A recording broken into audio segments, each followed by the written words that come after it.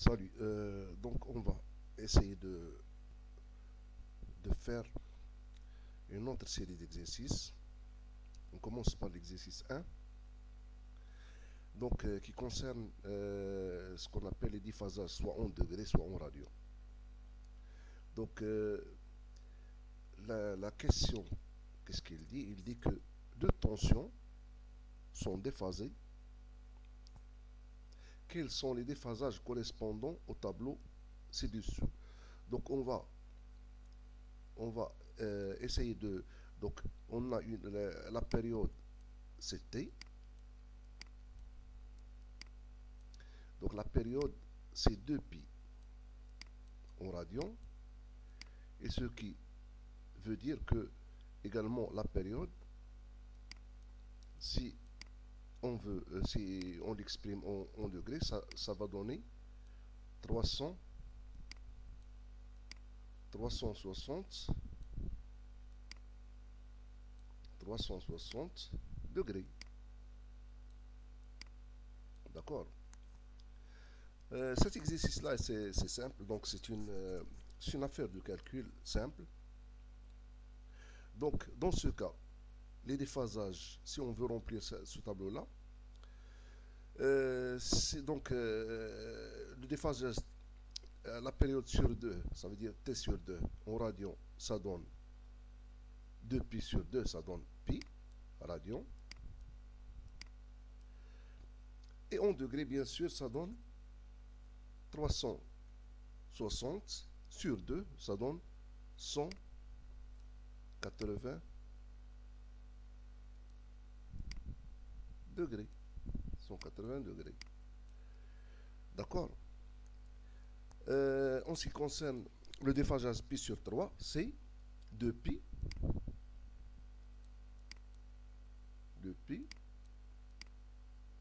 sur 3. 2π sur 3, c'est combien? C'est 300. 360 sur 3, c'est 120 degrés.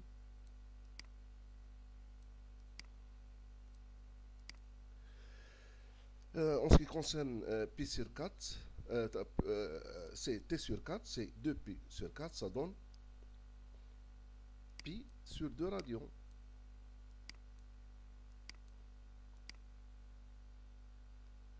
Π sur 2 radians, ça correspond à quel angle en degrés? C'est 90.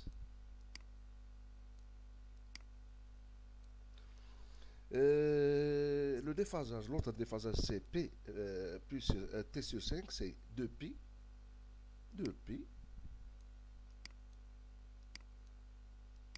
sur 5 radians. 2π sur 5 radians, ça correspond à 72 degrés.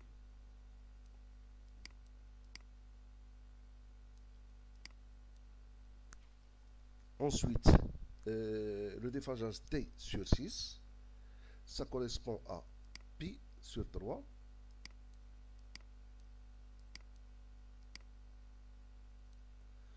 Et en degrés, ça donne 60.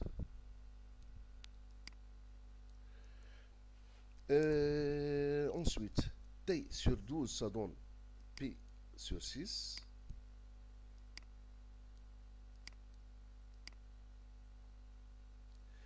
Et en degrés, ça donne 30 degrés. Et enfin, le déphasage T sur 20, ça donne π sur 10. Et en degrés, ça donne 18 degrés. 18 degrés. Donc, on a fini de remplir le tableau. D'accord. Donc, on passe à l'autre exercice. L'autre exercice. Que dit l'exercice? Il dit qu'on a deux courants alternatifs sinusoïdaux de même fréquence, mais qui sont déphasés l'un par rapport à l'autre de 40 degrés.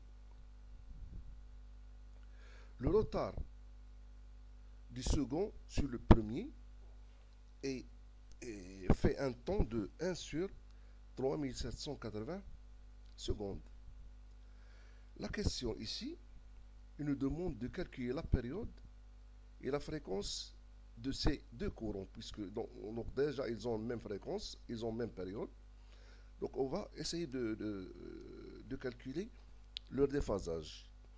Donc en ce qui concerne le déphasage, on peut l'exprimer soit temporellement, soit à l'aide des angles, d'un angle. Donc le déphasage, si on prend le déphasage phi, on le divise par la période. Ici, on va prendre 360 degrés. Il correspond exactement au retard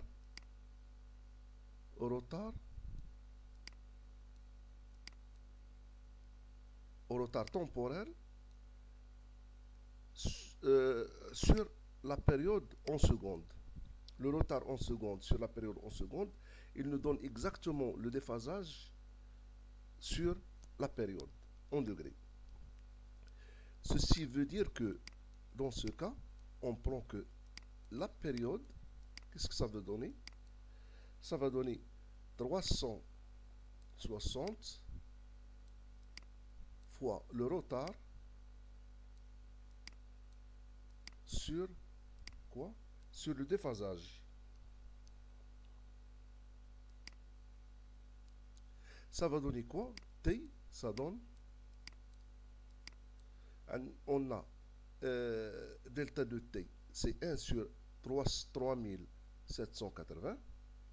Phi, le déphasage, c'est 40.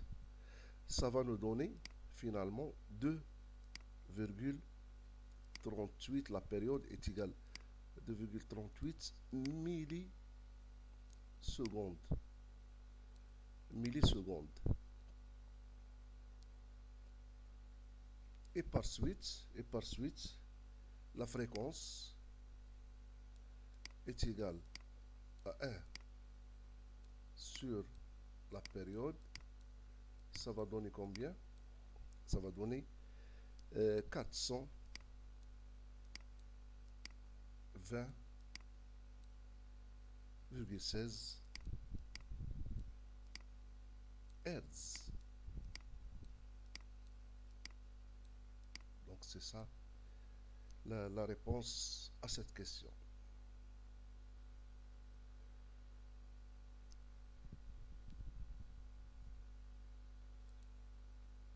Donc le dernier exercice de cette série-là, qu'est-ce qu'il dit? Il dit qu'on a un radiateur électrique dont la puissance c'est 1500 watts,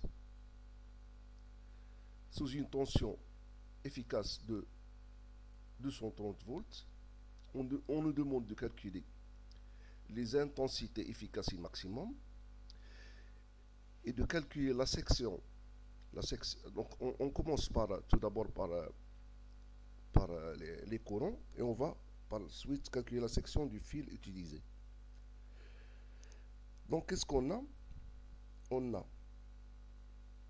le courant efficace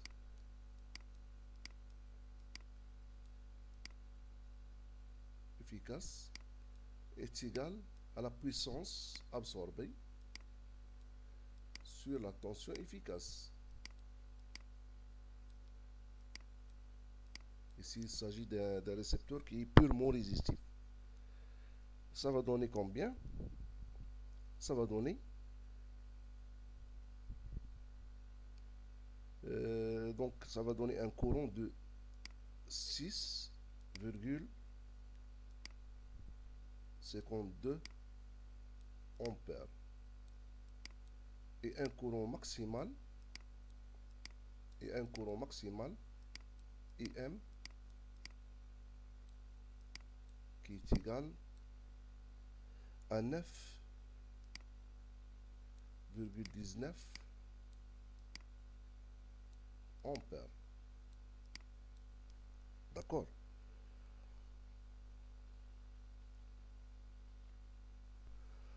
On nous demande de calculer la section des fils de ligne, sachant que la densité du courant électrique, c'est 5 ampères par millimètre carré. Donc la densité J est égale au courant efficace sur la section. Ceci veut dire que la section, ça veut dire la section transversale des fils, la section c'est le courant efficace sur la densité. La densité, donc on a un courant déjà qu'on a calculé, c'est 6,52 qu'on divise sur 5, ce qui nous donne une section de 1,30 quoi millimètre carré. Millimètre carré. D'accord? Enfin, on nous demande de calculer l'énergie absorbée en 8 heures de fonctionnement. Donc, la formule de l'énergie, toujours, c'est la puissance fois le temps. La puissance fois le temps. Donc, la puissance fois le temps,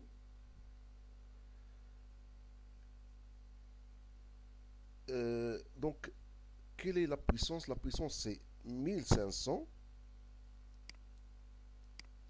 C'est égal à 1500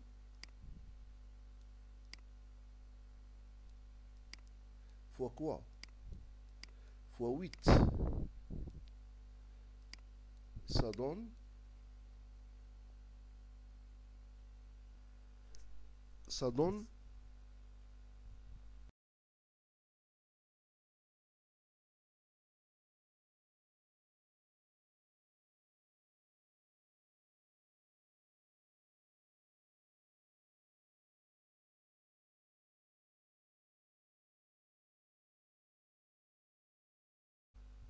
3600 pour avoir une puissance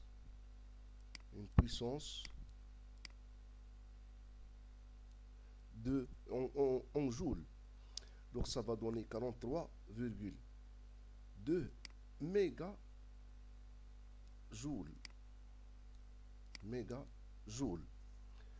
Donc c'est tout ce qu'il y a pour cette série d'exercices. Donc un exercice prochain.